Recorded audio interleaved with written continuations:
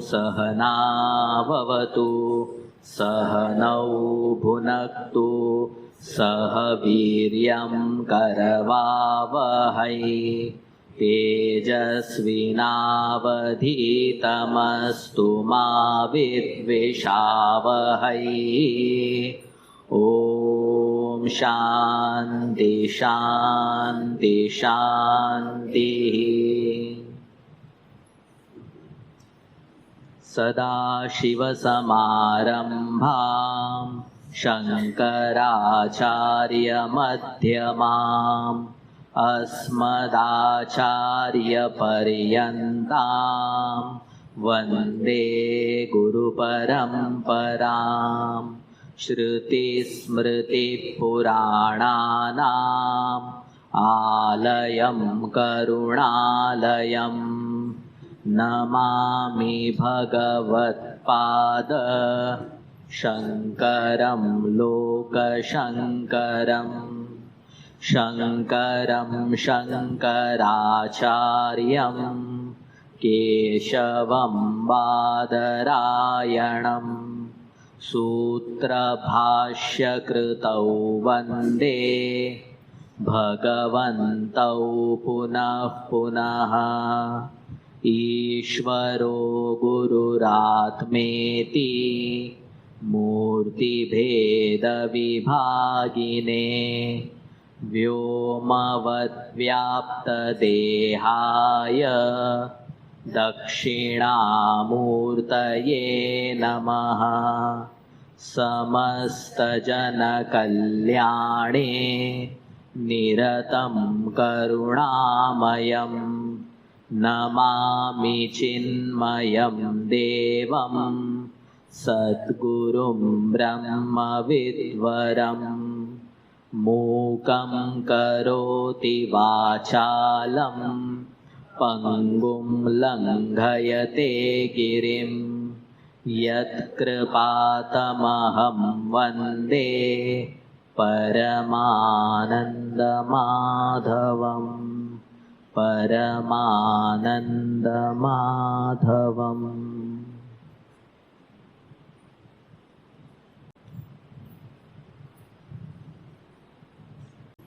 ॐ श्री परमात्मने नमः। अथ षोडशोऽध्यायः। श्रीभगवानुवाच अभयं सत्त्वसंशुद्धिः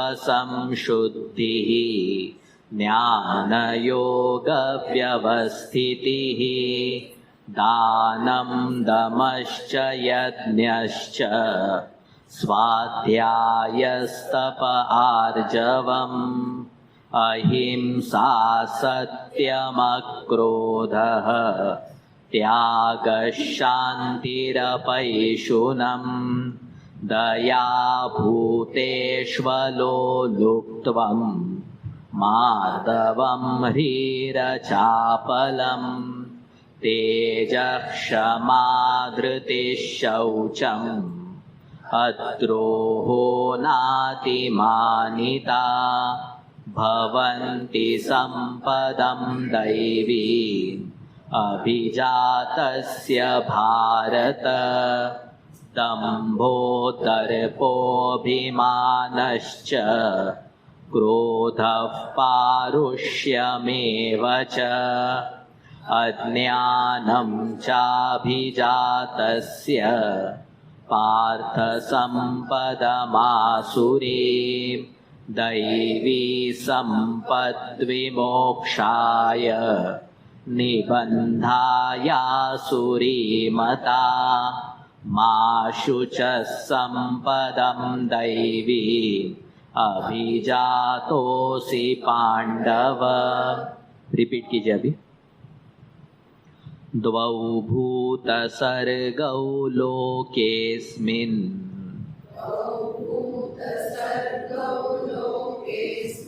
दैव आसुर एव च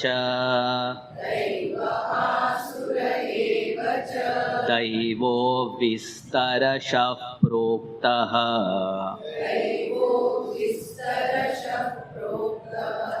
आसुरं पार्थ मे शृणु प्रवृत्तिं च निवृत्तिं च जना न विदुरासुराः न शौचं नापि चाचारः न सत्यं तेषु विद्यते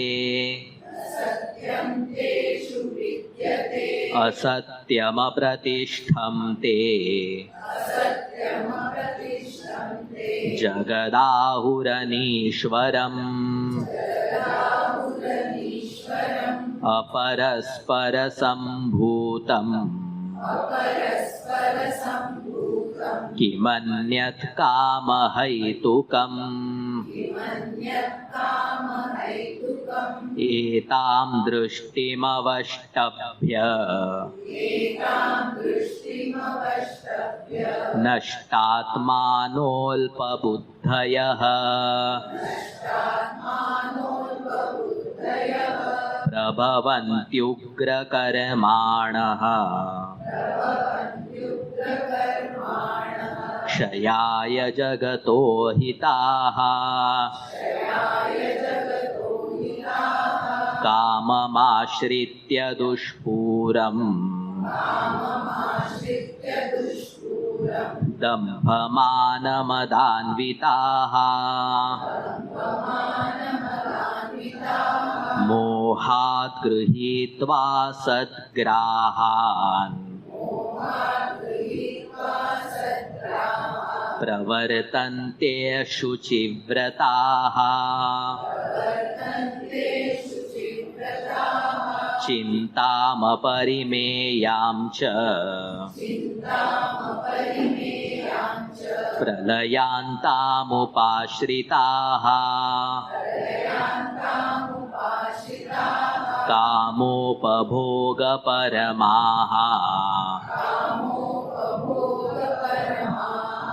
एतावदिति निश्चिताः।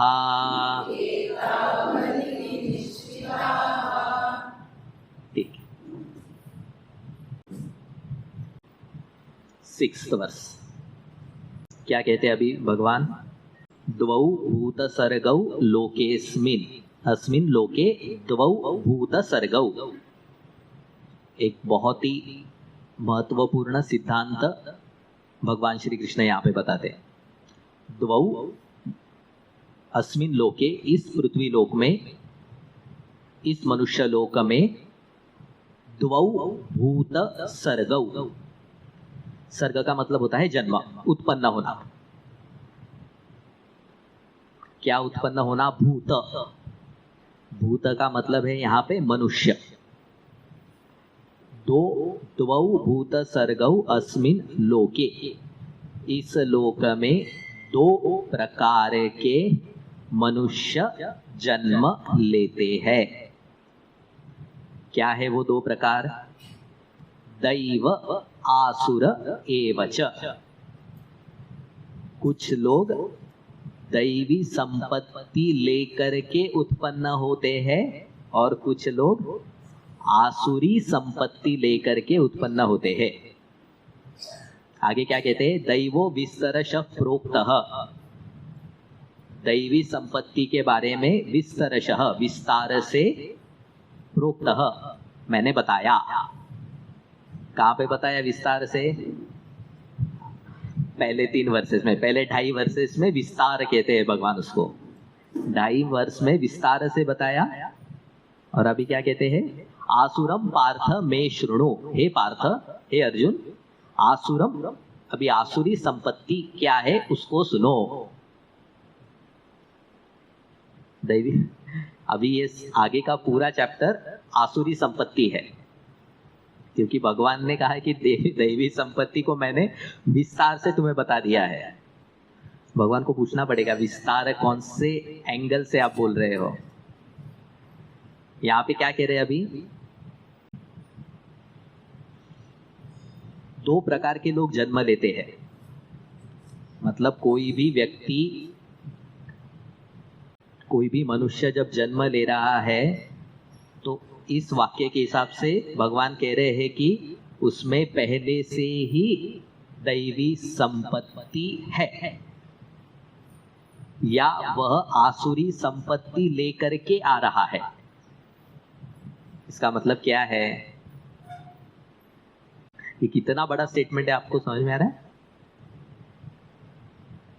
इसका मतलब है कि जो कुछ भी हमने पिछले जन्म तक किया है वह सारा कैरी फॉरवर्ड हो रहा है। कोई भी नवजात शिशु अगर कोई जन्म ले रहा है, कोई भी मनुष्य जीव जन्म लेता है, तो वह कहते हैं ना क्लीन प्लेट, बिना किसी संस्कार के साथ जन्म नहीं लेता है। पहले 3-4 साल तक संस्कार अभिव्यक्त नहीं होते हैं। 4-5 साल के बाद जब अंतःकरण उसका पूरा विकसित हो जाता है, तब फिर संस्कार अभिव्यक्त होने लगते हैं व्यक्ति के, है ना। जैसे पुलत्स्य ऋषि, उनके घर में 3 संतानों ने जन्म लिया ना। कौन है? कौन थे? हाँ, रावण, कुंभकर्ण और विभीषण। तो पिताजी तो एक है, तीनों को एजुकेशन भी एक जैसा ही दिया होगा, है ना। डिस्क्रिमिनेट तो नहीं किया होगा, रावण को कुछ अलग सिखा रहे हैं और विभीषण को कुछ अलग सिखा रहे हैं, ऐसा तो उन्होंने नहीं किया होगा। एक ही गुरुकुल में डाला होगा, उनका खुद का ही गुरुकुल था, तो स्कूल में डालने की जरूरत नहीं थी।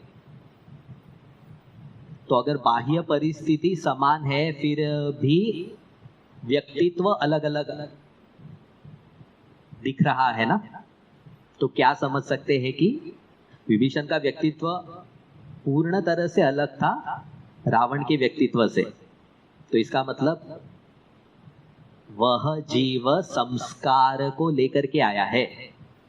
संस्कार क्या होते हैं? संस्कार को ही दूसरे टेक्निकली मतलब शास्त्र में वासना कहते हैं। संस्कार मतलब हम कोई भी जब कर्म करते हैं, जैसे अभी आप कोई कर्म कर रहे हो, क्या आप कर्म कर रहे हो? क्या कर्म कर रहे हो? हाँ, श्रवण, वेरी गुड। सुनना भी एक कर्म है, तो सुनने का कर्म कर रहे हैं।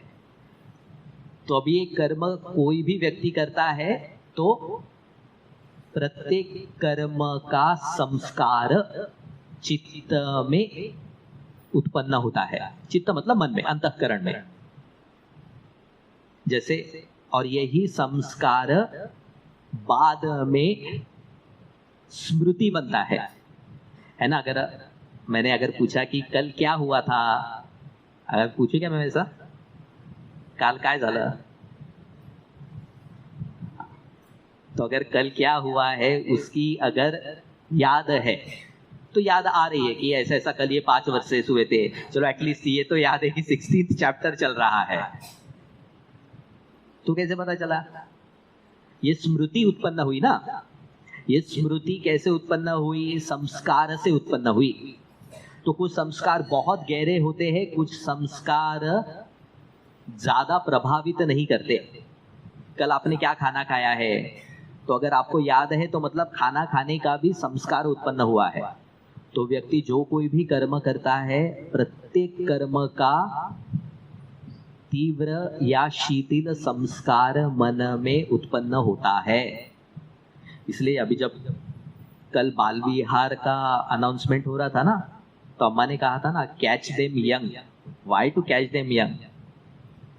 क्योंकि वो ही भूमि है जहां पे हम उनके चित्त में संस्कार डाल सकते हैं। फिर वो संस्कार कभी ना कभी तो अभिव्यक्त होंगे। ये जो जन्म तक, आखिरी जन्म तक के जो संस्कार हमने कर्म से कमाए हैं, उन संस्कारों का क्यूमुलेटिव इफेक्ट रिजल्टेंट अगले जन्म में हमें प्राप्त होता है। तो भगवान, इस समझ में आया? मतलब मैंने जितने भी संस्कार किए उसमें सपोज मेरे पाप रूपी संस्कार कम है और पुण्य रूपी संस्कार ज्यादा है। मतलब अच्छे कर्मों के संस्कार ज्यादा है और बुरे कर्म के संस्कार कम है, तो अगले जन्म में वह अच्छे संस्कार ज्यादा अभिव्यक्त होंगे। ये दिखता भी है ना कि कुछ लोगों में कुछ नेचुरल कंपैशन दिखता है। कहाँ से वो करुणा आई? तो वो कमाई हुई है, किसी ने बांटी नहीं है वो। अभी आज जो मेरे व्यक्तित्व में जो संस्कार है, उस संस्कार को मैं इस जन्म में कम कर सकता हूँ, बढ़ा सकता हूँ, वो पुरुषार्थ मेरे हाथ में है। पर मुझे हेड स्टार्ट मिला है। वो हेड स्टार्ट मिला कहाँ से? पिछले जन्म के कर्मों के संस्कारों से। तो यहाँ पे यही भगवान मोटा मोटा विभाजन कर रहे हैं कि दो प्रकार के अगर आपको क्लासिफाई करना है लोगों को, तो मोटा मोटा तो विभाजन कर सकते हैं कि कुछ लोग आधे लोग दैवी संपत्ति है और आधे बचे हुए आसुरी संपत्ति वाले हैं। So this is very important कि मैं जो कुछ भी संस्कार उत्पन्न कर रहा हूं, it will not go waste. ये काम आते हैं। एक जगह पे भाष्य में शंकराचार्य जी लिखते हैं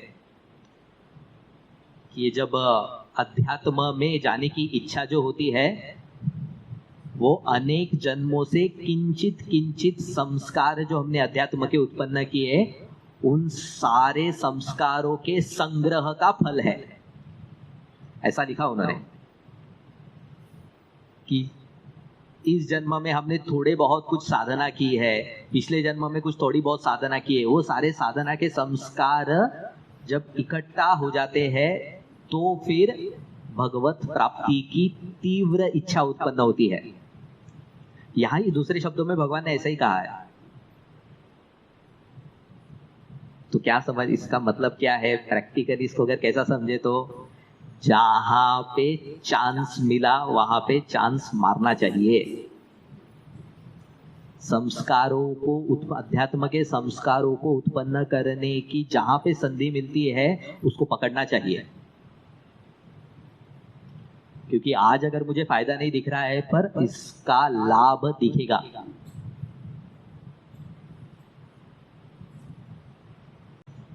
द्वौ भूत सर्गौ लोकेस्मिन् दैव आसुर एव च। इसीलिए हे अर्जुन, क्योंकि जगत में दो प्रकार के लोग दिखते हैं, और अर्जुन तुम निश्चिंत रहो। क्यों निश्चिंत रहो? क्योंकि तुम दैवी संपत्ति लेकर के आए हो। तुम्हारा जन्म दैवी संपत्ति के साथ हुआ है। तो अभी नेक्स्ट 7th वर्ष से भगवान अभी आसुरी संपत्ति के बारे में बात करते हैं। क्या है आसुरी संपत्ति? 7th, आसुरम पार्थ में शृणु। असुर शब्द का अर्थ क्या होता है? राक्षस। असुर कौन है? ये राक्षस है ना, शब्द राक्षस योनि है। जैसे मनुष्य जाति है, वैसे शास्त्र में राक्षस नाम की जाति है। तो राक्षस जाति में सब राक्षसी हो गए ऐसा जरूरी नहीं, क्योंकि विभीषण भी राक्षस जाति से था, पर राक्षस जाति में भी दैवी संपत्ति लेकर के कोई उत्पन्न हो सकता है। असुर कौन है? हाँ, असुर का मतलब होता है असुषु रमन्ते। असु का मतलब होता है प्राण। प्राण से हम कह सकते हैं इंद्रिया, क्योंकि प्राण ही इंद्रियों को बल देता है। तो इंद्रियों में जो रमता है, इंद्रियों में रमता है मतलब इंद्रियों के विषयों में जो हमेशा रमता है, मतलब जो असुर है वो हमेशा पार्टी करते हुए दिखेंगे। पार्टी मतलब भोग करते हुए दिखेंगे, ऐसा मैं बोल। भोग प्रधान जिसका जीवन है उनको असुर कहा है। जीवन में क्या कहते हैं? ईट मेरी एंड लिव ना। क्या ऐसा इंग्लिश में कैसा है? खाओ पियो मजा करो। तो ये जिसके जीवन का निर्णय है कि life is just for enjoyment, मैं नहीं कह रहा हूं, भगवान कह रहे हैं, मुझे मत पकड़ना बाद में, इनको असुर कहते हैं। और यही असुर फिर राक्षस प्रवृत्ति के होते हैं, हो जाते हैं। राक्षस प्रवृत्ति क्या है? राक्षस जाति एक है, राक्षस प्रवृत्ति एक है। राक्षस प्रवृत्ति क्या है? राक्षस मतलब माँ रक्ष, ऐसा कहते हैं, उत्पत्ति ऐसा करते हैं, माँ रक्ष। माँ रक्ष मतलब छोड़ो मत, इनकी रक्षा मत करो। इनकी रक्षा मत करो, जो भोग के बीच में आ रहे हैं उनको, उनका कांटा निकाल दो, हटाओ इनको। फिर जब ऐसी प्रवृत्ति होगी ना, जो भोग परायण जीवन जिएगा, फिर उनके अगर भोग में कोई बाधा करेगा तो वह व्यक्ति उसके विनाश के बारे में सोचेगा ही। ऐसे सोचने वाले लोगों को राक्षस कहते हैं। तो यहाँ पे अभी ऐसे लोगों की ही क्वालिटीज भगवान बताते क्या क्या कहते हैं। असुरी संपत्ति वालों में क्या दिखता है? प्रवृत्तिम निवृत्तिम जनाः न विदुः, असुराः जनाः न विदुः। न जानते नहीं है, विदुः जानते नहीं है। कौन जानते नहीं है? असुराः जनाः। असुर वृत्ति के जो लोग हैं, आसुरी संपत्ति वाले जो लोग हैं, वो नहीं जानते हैं। क्या नहीं जानते हैं? देखो क्या कहा, प्रवृत्तिम नहीं जानते, निवृत्तिम नहीं जानते, शौचम चाचारः, चाचारः आचारः, आचारः नहीं जानते हैं, सत्यम, सत्यम में प्रतिष्ठा नहीं है। कितने चीजें का? प्रवृत्ति निवृत्ति एक लेते हैं, शौचम आचारः सत्यम, चार चीजें में इनकी प्रतिष्ठा नहीं है। प्रवृत्ति निवृत्ति नहीं जानते हैं, इसका मतलब क्या है कि जो आसुरी प्रवृत्ति के लोग हैं, इनको समझ में नहीं आता है कि कहाँ पे क्या चीज करनी चाहिए। प्रवृत्ति मतलब कौन से कार्य को लेना चाहिए, निवृत्ति मतलब कौन से कार्य को ग्रहण नहीं करना चाहिए, किस चीज से हटना चाहिए। ये विवेक आसुरी बुद्धि वाले या आसुरी संपत्ति वाले लोगों में नहीं होता। मतलब अगर कोई कार्य आया है तो कार्य को करने के लिए कितनी शक्ति चाहिए, सामर्थ्य है क्या मेरे पास, उतना समय है क्या मेरे पास, कितनी मात्रा में मुझे कर्म करना पड़ेगा, ये कर्म का फल क्या होगा, यहां तक उनकी वृत्ति नहीं जाती है। मतलब आसुरी प्रवृत्ति के लोग हैं, अरे तू बोल सिर्फ मैं कर दूंगा, आणि मग 3 दिवसानंतर फोन येतो, अरे ते होत नाहीये रे। वैसा आसुरी व्यक्ति ऐसा नहीं बोल रहा हूं मैं, इसको मैं जस्ट एग्जांपल दे रहा हूं कि कर्म शुरू करने से पहले कर्म के फैक्टर्स को ठीक तरीके से परख नहीं सकते आसुरी बुद्धि वाले। सेम थिंग निवृत्ति से, निवृत्ति कहां पे करनी चाहिए नहीं कर पाते हैं। जहां से व्यक्ति को हटना चाहिए वहां पे वह व्यक्ति और एंगेज होता है। सिंपल वर्ड्स में क्या कहेंगे, कर्म कहां पे क्या करना चाहिए, कहां पे क्या नहीं करना चाहिए, इसका ठीक तरीके से विवेक नहीं होता। इसी को बालिश व्यक्तित्व कहते हैं ना, इमैच्योरिटी यही है ना। कहां पे कुछ बोल दिया, कहां पे जो बोलना चाहिए वो नहीं बोला। सो प्रवृत्तिम निवृत्तिम न जानाति। दूसरा क्या है? शौचम। डेफिनेटली आसुरी संपत्ति है तो शुचिता का पालन नहीं है, आंतरिक शुचिता नहीं है, और बाह्य शुचिता भी होगी तो आंतरिक शुचिता तो डेफिनेटली नहीं है, दैवी संपत्ति नहीं है। तो शौचम न शौचम न आचारः, आचारः धर्माचार नहीं है, धर्म से काम करने की इनकी प्रवृत्ति नहीं होती है। कर्म पूरा होना चाहिए, किसी भी मार्ग से हो इसको पूरा करना है, तो आचार शुद्ध नहीं है। ये शुद्ध आचार पे क्यों इतना जोर देते हैं? शुद्ध आचार का मतलब क्या है? धर्म को जान करके धर्म से काम करने की प्रवृत्ति की वृत्ति। ये शुद्ध आचार ऐसा है ना कि जितना आचार में अधर्म आएगा उतना कर्म का फल प्रतिकूल होने लगता है। प्रतिकूल होता है मतलब अगर कर्म में अगर हम अधर्म मिश्रित करते हैं तो उस कर्म का फल डेफिनेटली दुख रूप ही आएगा। तुरंत नहीं आएगा पर वो आएगा। तो शुद्ध आचार में अशुद्धता ऐसी है कि जैसे खुद के लिए गड्ढा खोदना। आसुरी व्यक्ति नहीं जान पाता। और लास्ट में क्या कहा, न सत्यम तेषु विद्यते, सत्य में प्रतिष्ठा नहीं है, सत्य को धारण ही नहीं कर पाते, झूठ मुंह से ऐसे ही निकल जाता है। मतलब झूठ बोलने में किसी भी तरह की हिचकिचाहट नहीं है, मन में ग्लानि नहीं होती है। आगे क्या कहते हैं, सो दिस इज क्लियर। प्रवृत्तिम निवृत्तिम न विदुहु, शौचम नहीं है उनके जीवन में, आचारः नहीं है जीवन में, सत्य में प्रतिष्ठा नहीं है। फिर आगे क्या कहते हैं, 8th verse, this is one of the important verse. 8th इस चैप्टर का ये 8वां वर्स बहुत बहुत महत्वपूर्ण है। यहाँ पे भगवान बता रहे हैं कि व्यक्ति आसुर क्यों होता है। अभी तो आसुर की क्वालिटीज बता रहे हैं ना, उसको विवेक नहीं है, उसमें शुचिता का स्वभाव नहीं है, वो धर्माचरण नहीं करता है। पर वो धर्माचरण क्यों नहीं करता है, क्यों उसमें विवेक नहीं है, ये नेक्स्ट वर्स बताता है। बहुत इंपॉर्टेंट है। क्या कहते हैं, ठीक है, इसको पहले समझ, ये वर्स को समझने से पहले एक चीज समझनी चाहिए कि जब हम व्यक्तित्व का एनालिसिस करते, पर्सनैलिटी को देखते हैं, तो शास्त्र में व्यक्तित्व का 5 तरीके से विभाजन करते हैं।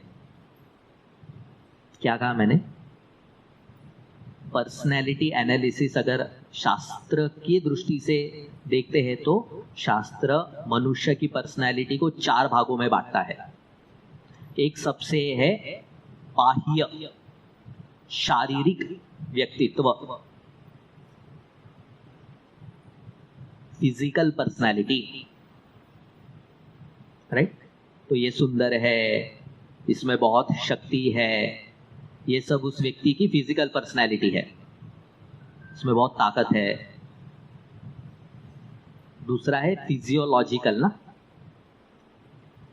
फिजियोलॉजी जैसे हम कहते हैं कि इस व्यक्ति में बहुत ही स्टैमिना है, शरीर भी थक गया पर फिर भी ये व्यक्ति, सामान्य व्यक्ति थक जाता है काम करते करते, पर ये 10 घंटे तक कंटिन्यूस काम कर सकता है। तो अगर आप देखोगे ना तो मुख्य कुछ लोगों को हम इन पर्सनालिटीज में ही देखते हैं। मतलब जैसे फॉर एग्जांपल कोई सेलिब्रिटी है तो उनकी मुख्य पर्सनैलिटी फिजिकल है, कोई स्पोर्ट्स में है, ओलंपिक्स में है, तो उनका मुख्य व्यक्तित्व क्या है, फिजियोलॉजिकल है ना, उसी को प्राणमय कहते हैं। शास्त्र उसको प्राण शब्द देता है। एक शारीरिक व्यक्तित्व है, एक प्राण का व्यक्तित्व है। प्राण का व्यक्तित्व मतलब प्राण का अर्थ है बल, स्टेमिना। तीसरा है मानसिक व्यक्तित्व। मानसिक व्यक्तित्व क्या है ना, जैसे हम कहते हैं कि ये व्यक्ति बहुत इमोशनल है, इसमें बहुत करुणा है, ये बहुत क्रोधी है। ये सारी चीजें क्या है, उस व्यक्ति की इमोशनल पर्सनालिटी है। चौथा है बौद्धिक पर्सनालिटी। बौद्धिक पर्सनालिटी क्या है, सोच, इस व्यक्ति की सोच क्या है। हम कहते हैं ना कि सोच विजन, जैसा हम कहते हैं ना कि ये व्यक्ति बहुत छोटा सोचता है, ये व्यक्ति की सोच बहुत व्यापक है। ये चौथी पर्सनैलिटी। और 5वीं पर्सनैलिटी है इसको क्या नाम देंगे, इसको शास्त्र कहता है आनंदमय। इसको सुख कहाँ से मिलता है? फिफ्थ पर्सनैलिटी जो है वह व्यक्ति की कौन सी पर्सनैलिटी है? जहाँ पे उसको सुख प्राप्त होता है। जैसे किसी को पढ़ने से सुख मिलता है ना, किसी को सत्संग में सुख मिलता है, किसी को भोग से सुख मिलता है, किसी को ध्यान से सुख मिल रहा है, जप से सुख मिल रहा है। उसके सुख का स्रोत क्या है? तो we will not discuss this, पर 5 तरीके से ऐसे व्यक्तित्व बताते हैं। इसमें सबसे इंपॉर्टेंट क्या है? इसमें सबसे इंपॉर्टेंट है बौद्धिक व्यक्तित्व। बौद्धिक व्यक्तित्व इसी को कहते हैं विज्ञानमय, विज्ञानमय कोश कहते हैं इसे। ये बौद्धिक पर्सनैलिटी क्या है? ये वो पर्सनैलिटी है जो निश्चय करती है। ये बहुत जरूरी है, इसको ठीक तरीके से समझिए। ये वो व्यक्तित्व है मनुष्य का जो निश्चय करता है। किसके प्रति निश्चय करता है? So many factors are there. जैसे फॉर एग्जांपल जीवन के प्रति निश्चय किया है, व्यक्ति के प्रति कोई निश्चय करता है, संबंध के प्रति कोई निश्चय करता है, धन के प्रति उसने निश्चय किया है, भगवान के प्रति उसने निश्चय किया है। क्या निश्चय किया है? जगत के प्रति क्या निश्चय है? होता है, हमको अगर पता है तो वेरी गुड। जैसे कुछ लोग कहते हैं जगत क्या है, जगत किसके लिए, भगवान ने जगत किसके लिए बनाया है? तो एक टाइप के जो लोग हैं, टाइप ही कहना पड़ेगा, एक प्रकार के जो लोग हैं वो कहते हैं भोगार्थम सृष्टि ही प्रवर्तते। सृष्टि किसके लिए है?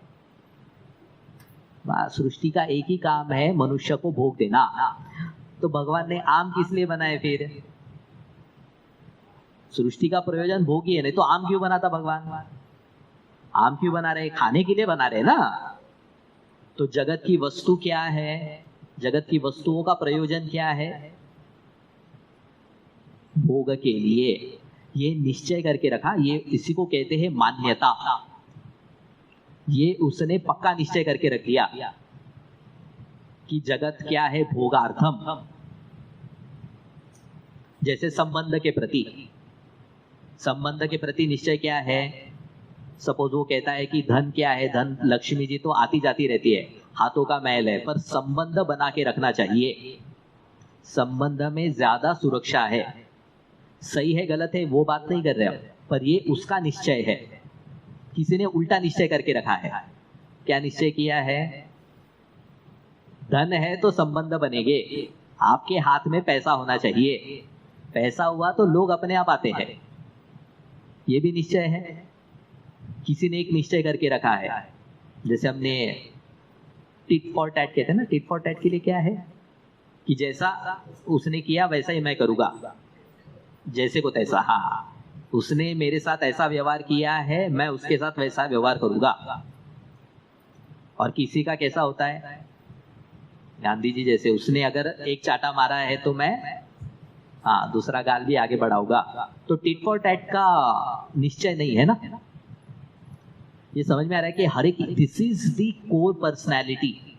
अगर आप कहोगे ना इनमें से मनुष्य में सबसे इंपॉर्टेंट चीज क्या है, तो ये सबसे इंपॉर्टेंट चीज है। 17 चैप्टर में भगवान कहते हैं श्रद्धामयोयम पुरुषः, अयम पुरुषः श्रद्धामयः। ये जो पुरुष है वो श्रद्धामय है। श्रद्धामय मतलब विज्ञानमय है। यह पुरुष मनोमय नहीं है, यह पुरुष प्राणमय नहीं है, यह पुरुष अन्नमय नहीं है, यह पुरुष क्या है? विज्ञानमय है। विज्ञानमय मतलब क्या? आज अगर मैं हूं तो मैं कौन हूं? मैं एक मान्यताओं की पोटली हूं। ये मान्यताओं के हिसाब से ही मुझे शरीर मिलता है, ये मान्यताओं के हिसाब से ही मुझे मन मिलेगा, मान्यताओं के हिसाब से ही मुझे मेरा प्राणमय कोश रहेगा, मान्यताओं के हिसाब से ही मुझे सुख का स्रोत भी। जैसे एक मान्यता आपने बना ली कि सत्संग में सुख है, तो ही व्यक्ति आएगा ना। अगर किसी ने कोई गया ही नहीं और उसने पहले निश्चय करके रखा कि अरे बहुत बोरिंग होता है, उसकी प्रवृत्ति होगी क्या? नहीं हो सकती है, पॉसिबल ही नहीं है। तो उसको कर्म में प्रवृत्त कौन कर रहा है? उसकी मान्यता, इसी को श्रुतम कहते हैं। कठोपनिषद में अगर आपको पता है तो कठोपनिषद में आगे कहते हैं यथा कर्म यथा श्रुतम, ये मान्यता ही है कारण अगले जन्म का। अगले जन्म में मुझे क्या शरीर मिलेगा ये मान्यता बताती है। मेन डिसीजन फैक्टर मान्यता का है। एक साधक है, उसकी मान्यता क्या है? जगत असुखम,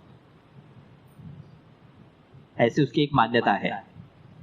अनित्यम असुखम, ऐसा एक वर्ष आता है 9th या 10th चैप्टर में आता है। उसने क्या देखा है? जगत को दुखम नहीं कहा। भगवान बुद्ध की क्या मान्यता थी? भगवान बुद्ध ने कहा कि सर्वम दुखमय, दुखम दुखम। भगवान श्री कृष्ण कहते हैं दुखम नहीं है, असुखम है। सुख है, जैसे गुरुदेव, पूज्य गुरुदेव को कहा ना कि ऐसा वो उनका एक, उनके स्टाइल में बोलने मजा, वो बोलेंगे तो और ज्यादा मजा आता है। तो जैसे गुरुदेव कॉफी पी रहे थे and then he said that कि हु सेज दैट कि there is no joy in coffee, there is joy but that joy is temporary. सुख है पर सुख ज्यादा समय तक नहीं है। ये एक मान्यता हमने जगत के प्रति बनाई है। यही मान्यता व्यक्ति को साधु बनाती है और असुर बनाती है। राक्षसों की क्या मान्यताएं है? ये 8th वर्ष है। क्या मान्यताएं है? असत्यम। इन्होंने निश्चय करके रखा है कि सीधे रास्ते से अगर कोई चलेगा तो वो कभी भी पहुंच नहीं सकता अपने लक्ष्य के ओर। उसे लक्ष्य कभी नहीं मिलेगा। जगत में अगर जीवन में अगर तुमको रहना है, जगत में अगर रहना है, कलियुग में, चलो जगत भी नहीं बोलते, कलियुग में अगर रहना है तो कलियुग में झूठ का सहारा तो लेना पड़ेगा। तो यहाँ पे क्या कहते हैं? असत्यम। ये ऐसी उनकी मान्यता है। हरिश्चंद्र जी की मान्यता क्या थी? कि सत्य, वेद क्या कहता है? सत्यम एव जयते। भगवान वेद कहते हैं कि सत्य ही जीतता है। ये मेरी मान्यता है क्या नहीं है, दैट इज डिफरेंट थिंग। पर भगवान वेद ने तो कहा, मैं क्या कहूँगा? असत्यम अपि जयते। सत्यम एव जयते मैं डिनाई थोड़ी कर रहा हूँ, बट देन अपि भी लगाओ ना, असत्यम को भी बोला, असत्यम भी जीतता है। ये मान्यता है। तो ये आसुरों की मान्यता असत्यम, अप्रतिष्ठम। ये अप्रतिष्ठम का मतलब क्या है? शंकराचार्य जी कहते हैं ये लोग धर्म अधर्म को नहीं मानते। धर्माधर्म का मतलब होता है पुण्य पाप। कर्म करेंगे, कर्म का कोई पुण्य होगा, कर्म का कोई पाप होगा, और यह पुण्य पाप मुझे आगे दुख देगा, सुख देगा, ये ऐसा नहीं मानते। इनसे अगर पूछा कि आप पुण्य पाप को क्यों नहीं मानते हो, तो इनका पहला क्वेश्चन होता है दिखाओ, दिखाओ मुझे कहाँ पे धर्म है, कहाँ पे अधर्म है। आपने देखा है क्या पुण्य पाप है? मतलब इन शॉर्ट ये कर्म सिद्धांत को नहीं मानते। कर्म सिद्धांत का एक मुख्य सिद्धांत क्या है? कि कर्म पुण्य पाप को जन्म देता है और यह पुण्य पाप फल देते हैं। ये पुण्य पाप ही हमको शरीर देते हैं। ये कहते हैं कर्म सिद्धांत नाम की कोई चीज नहीं है, ये ही जन्म है, इधर जितना जी सकते हो खाओ पियो मजा करो, और ये शरीर नष्ट हुआ तो सब कुछ गया, इसके साथ ही सब कुछ गया। ये आसुरी प्रवृत्ति का मुख्य कारण है, ये मान्यताएं है। ये व्यक्ति जो व्यक्ति इस मान्यता को रखता है, डेफिनेटली भगवान कह रहे हैं कि असुर बनेगा ही वो।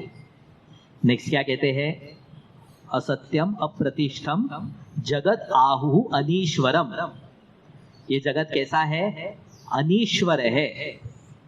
अगर जीव को ही नहीं मान रहे हैं, कर्म सिद्धांत को नहीं मानते हैं, तो कर्म फलदाता कौन है? कोई भगवान विगवान नहीं होता है। भगवान ये क्या है? ऐसा भगवान खुद ही कह रहे हैं कि ये मुझे ही नहीं मानते। मतलब भगवान को कितना ऑड लग रहा होगा ना, जगत आहु अनीश्वरम। ये लोग एक भी मैं इनके सामने और ये मुझे ही नहीं मान रहे। अनीश्वरम, ईश्वरः नास्ति। ईश्वर नाम की कोई सत्ता नहीं होती है। तो अगर उनसे पूछा कि तो फिर ये जगत चलाने वाला कौन है, जगत कैसे चलता है, तो उनका उत्तर क्या है? अपरस्परम अपरस्पर संभूतम। ये जगत में जीव कैसे उत्पन्न होते हैं, तो इनका सिंपल जवाब है स्त्री और पुरुष के संयोग से ही यहाँ पे जीवन उत्पन्न होता है। और स्त्री पुरुष संयोग के पीछे कारण क्या है? कामः हेतुकम। जगत को चलाने वाला कौन है? कामना। कहाँ बीच में ईश्वर को लेकर के आते हैं, कर्म को लेकर के आते हैं? ये कामना ही है जिसके वजह से जगत आगे बढ़ रहा है। और फिर पूछते हैं कि मन्यत, इसके अलावा कोई दूसरा रीजन दो मुझे। ये आसुरी प्रवृत्ति के लोग कह रहे हैं कि कामना ही है मनुष्य में जो जगत को आगे बढ़ा रही है। किमन्यत काम हेतु का मतलब क्या है? कामना के अलावा कोई और कारण है तो मुझे बताओ। सी मान्यताओं का जो सैंपल बता रहे हैं, कैसी मान्यता है? ईश्वर सत्ता को नहीं मान रहे हैं। मतलब भगवान श्री कृष्ण के समय में भी भगवान श्री कृष्ण है मतलब सब भगवान ईश्वरवादी हो गया, ऐसा नहीं है। वहां पे भी सब लोग हैं जो ईश्वर सत्ता को नहीं मानते हैं। वहां पे भी लोग हैं जो जगत को केवल भोग के लिए मानते हैं, अधर्म को वह जस्टिफाई कर रहे हैं। और जगत के अधिष्ठान कामना को मानते हैं। जगत का कारण क्या है? इच्छा। That's it. Desire is running the world. Economy का भी यही प्रिंसिपल है ना। हाउ है ना, अगर लोगों की परचेसिंग पावर खत्म हो गई तो फिर देन गवर्नमेंट गिव्स ना कि अरे कैसे खर्चा कम करना क्यों कर दिया तुमने शुरू, थोड़ा सा पैसा कमाओ। सो बेसिकली दे से दैट कि इच्छा ही जगत का प्रवर्तक है। एतावदिति निश्चिताः। नहीं, एताम दृष्टिम अवष्टभ्य नष्टात्मानः अल्पबुद्धयः। एताम दृष्टिम अवष्टभ्य, इस दृष्टि में वो स्थित है। कौन? आसुरी प्रवृत्ति वाले इस मान्यताओं के साथ व्यवहार करते हैं। एताम दृष्टिम अवष्टभ्य, तो इनको क्या है, भगवान इनके लिए ना फिर बहुत सारे विशेषण इस्तेमाल करते हैं। Who are this people? जो इस मान्यता में जीते हैं।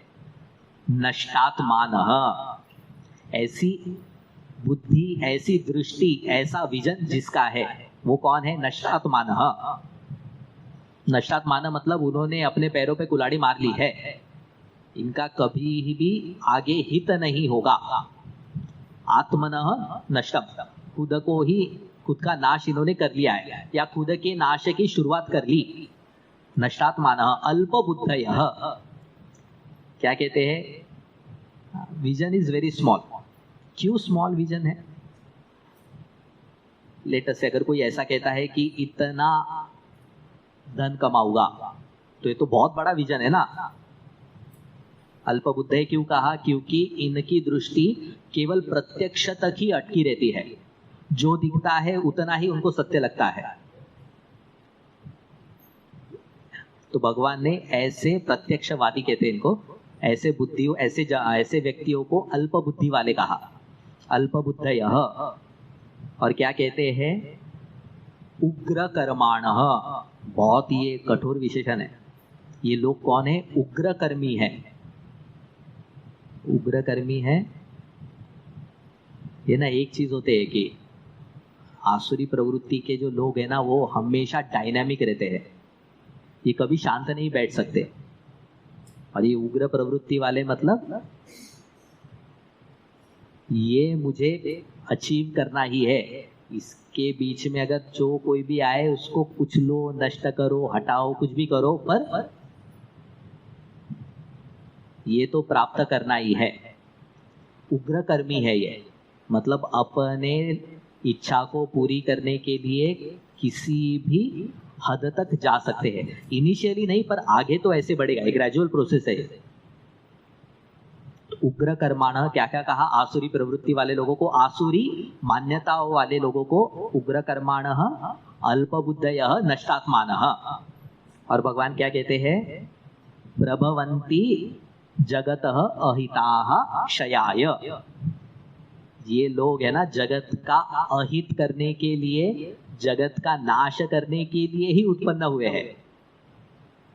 जैसे दुर्योधन का ही उदाहरण लेते हैं ना, दुर्योधन को राजा किसी भी हाल में बनना ही था, तो क्या क्या उग्र कर्म किए हैं। उस समय जो लीगल लैंग्वेज थी तो उसमें एक वर्ड आता है आतताई। जैसे अभी क्रिमिनल कहते हैं ना, क्रिमिनल, मर्डरर, थीफ, तो उस समय एक वर्ड यूज करते थे आतताई।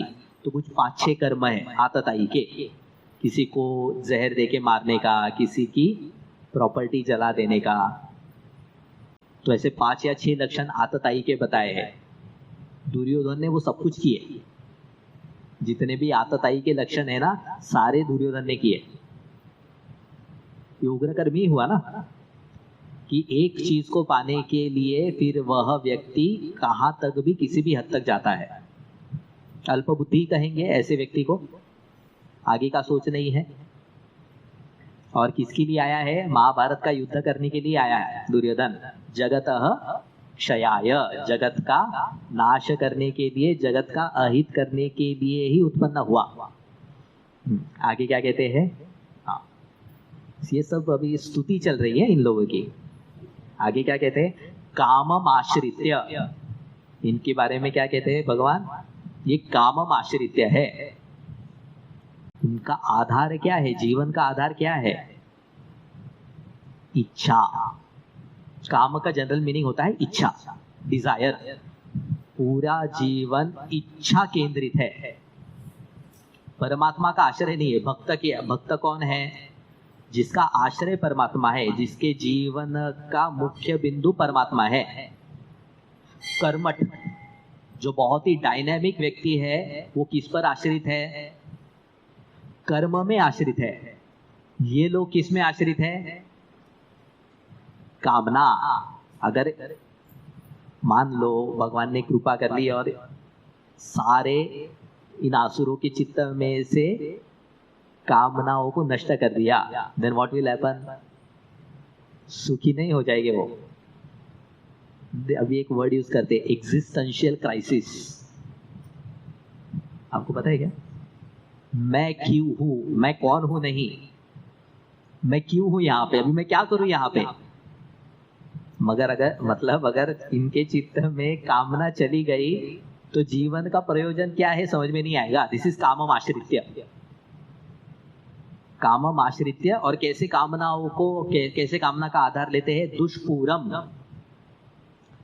मतलब ऐसी ऐसी कामना है जिनको पूरा करना हाँ हद के बाहर है। मतलब वही ना, प्रवृत्ति निवृत्ति नहीं जानते हैं ना,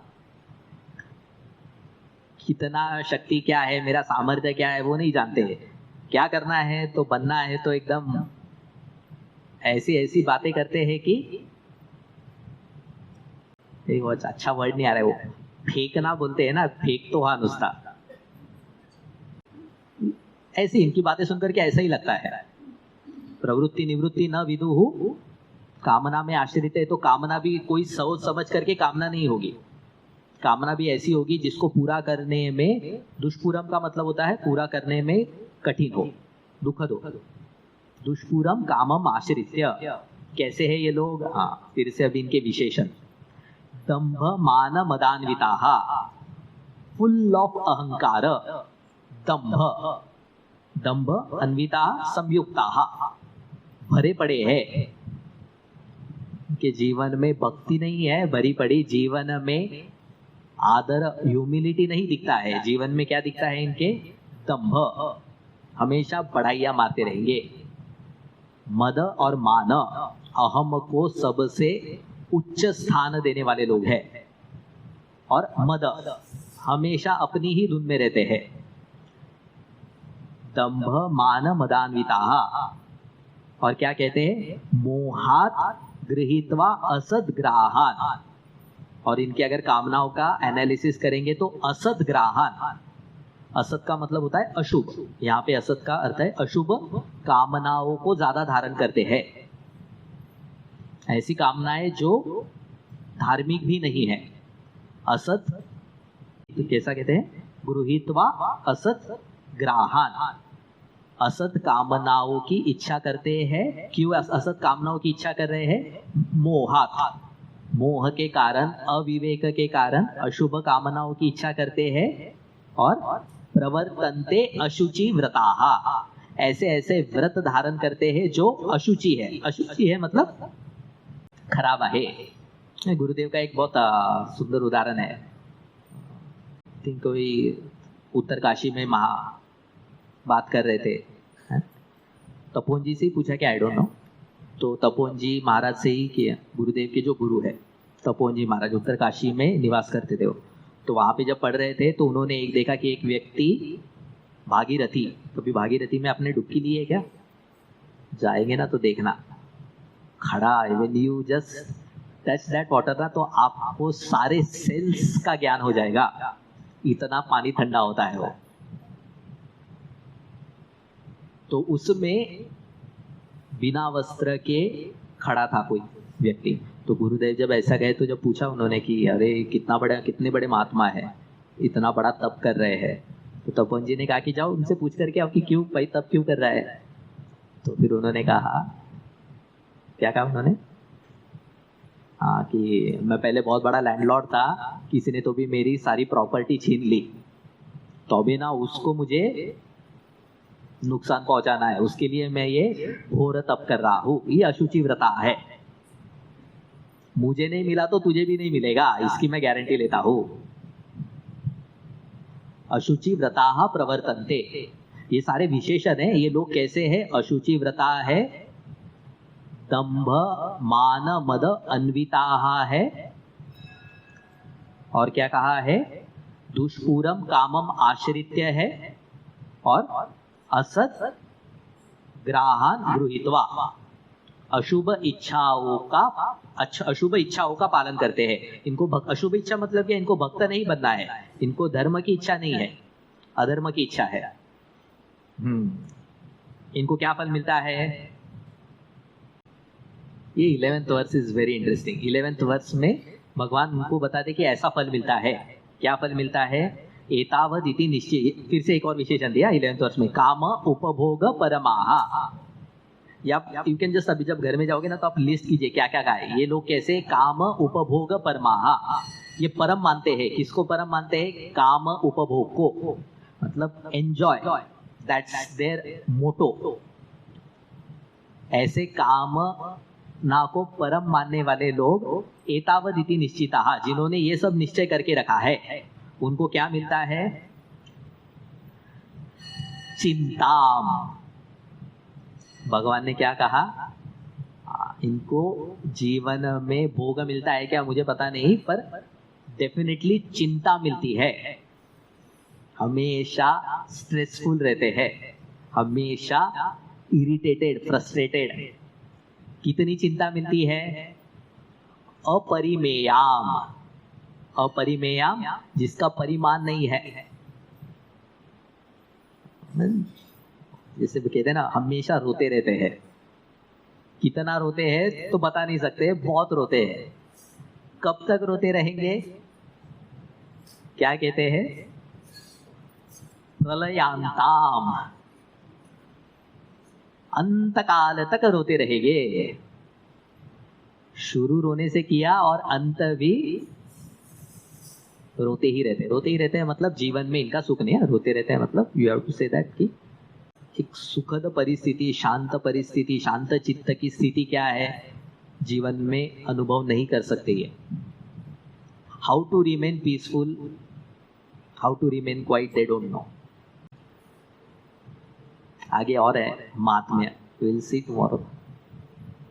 आशा पाश शतैर्बद्धाः, बंधे हुए हैं ये लोग। तो ये देखिए, कोई आसुरी ऐसे इनकी बात नहीं चल रही है। ये वृत्तियां है। नोबडी 100% असुर, नोबडी 100% दैवी। जहां जहां पे ये वृत्तियां जिस संदर्भ में दिखते हैं, भगवान सिर्फ पॉइंट आउट कर रहे हैं। इसी को कहते हैं इंट्रोस्पेक्शन। कहां पे ये सारी चीजें दिखती है जीवन में हमारे। ओम पूर्णमदः पूर्णमिदं पूर्णात् पूर्णमुदच्यते पूर्णस्य पूर्णमादाय पूर्णमेवावशिष्यते। ओम शांति शांति शांति। हरि ओम। श्री गुरुभ्यो नमः। हरि ओम।